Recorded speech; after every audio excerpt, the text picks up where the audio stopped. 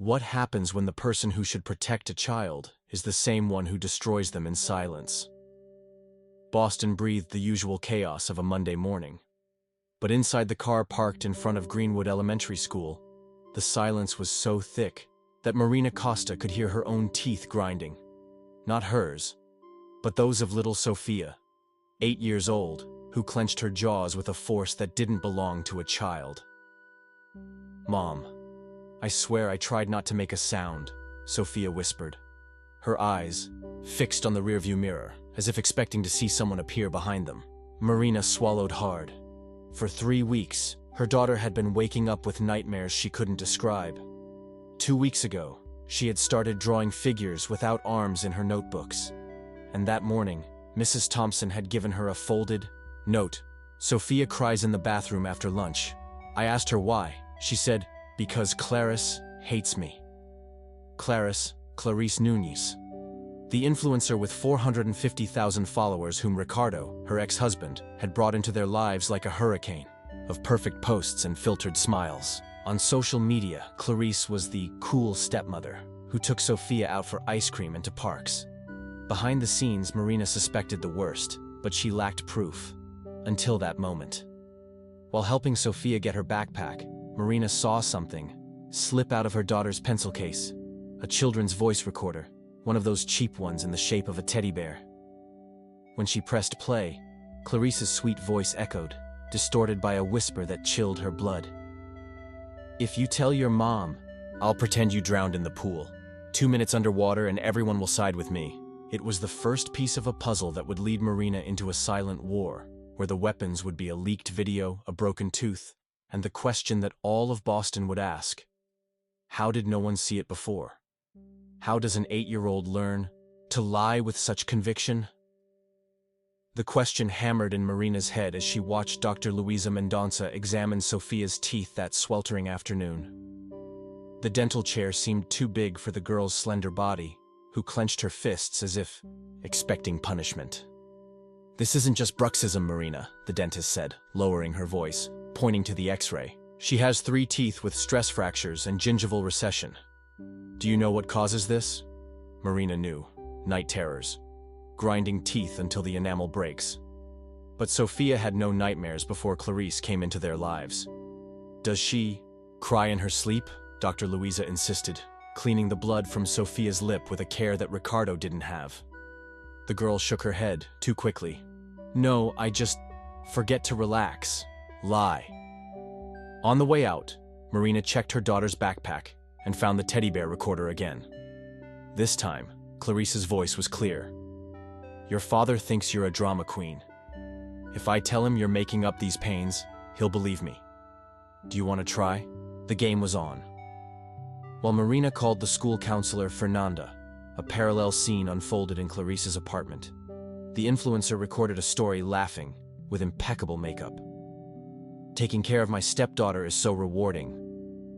But the camera didn't show Sophia sitting on the kitchen floor, her hands trembling as she held a plate that Clarice had dropped accidentally. At that moment, 2 universes collided. The online farce, the post went viral with hashtags perfect family. The offline truth, Fernanda printed school reports showing that Sophia had regressed to the behavior of a frightened child. Bedwetting, drawing figures without a mouth. When Marina got home, a new message from the teacher awaited her. Sophia said today, "Clarice has a secret. If I tell, she'll disappear." What did she mean? The audio on the teddy bear would answer hours later.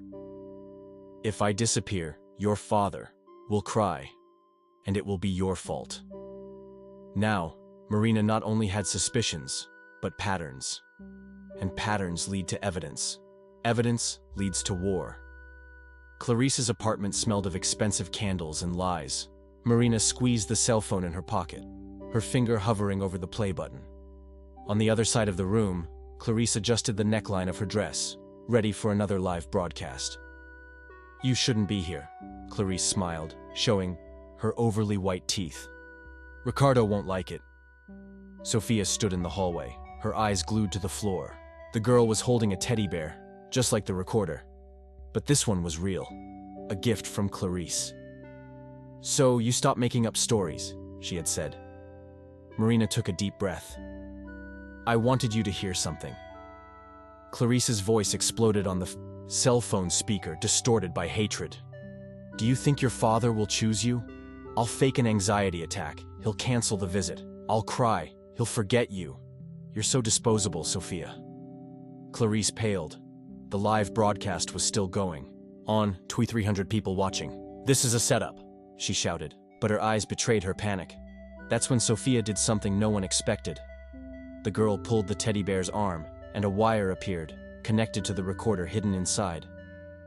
"She talks like this every day, Mom," Sophia whispered, for the first time without fear.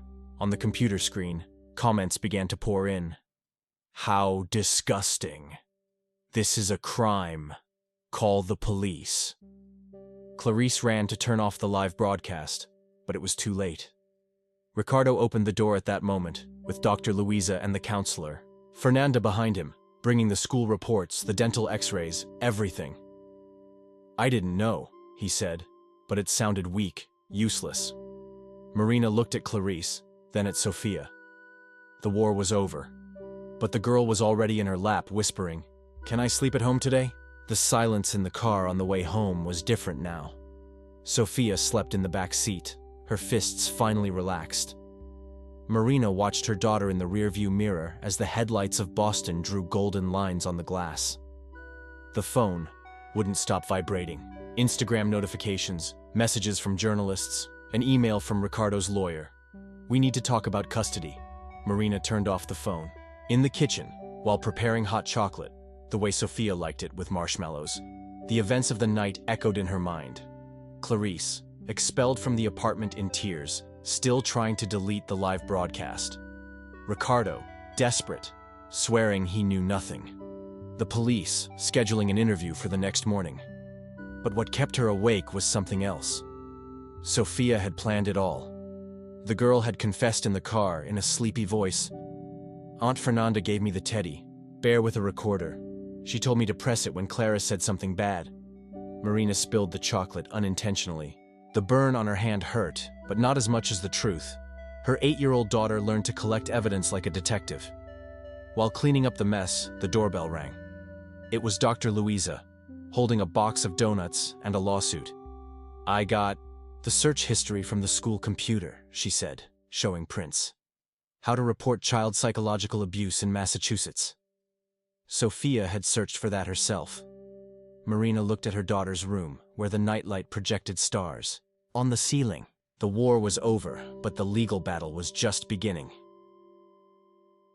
3 months later, autumn painted Boston red. In the park, Sophia swung so high she seemed to touch the sky. Marina watched from a distance, holding 2 papers. The court, ruling. Clarice sentenced to community service and prohibited from approaching Sophia. The new birth certificate. Father, not listed. Ricardo did not fight for custody. He sent flowers once, then disappeared. "Mom, look!" Sophia shouted, jumping off the swing. The girl ran to a sign in the park. "Donation, Safe Families of Boston." Below, a photo of other children smiling. "Can we help?" Sophia asked, holding the teddy bear, the real one without a recorder. Marina nodded. While they donated toys, a woman approached. "I recognize you. My daughter saw the live broadcast." She hesitated. "How is Sophia now?" The answer came in the form of laughter. Sophia ran with other children, her perfect teeth exposed in a smile that no longer hurt. "She's learning to be a child again," Marina replied. On the way back, they passed the school, the Greenwood Elementary sign shone in the sun. Sophia squeezed her mother's hand. "Can I go back tomorrow?" she asked, without fear. Marina smiled. Boston was the same, but they were not.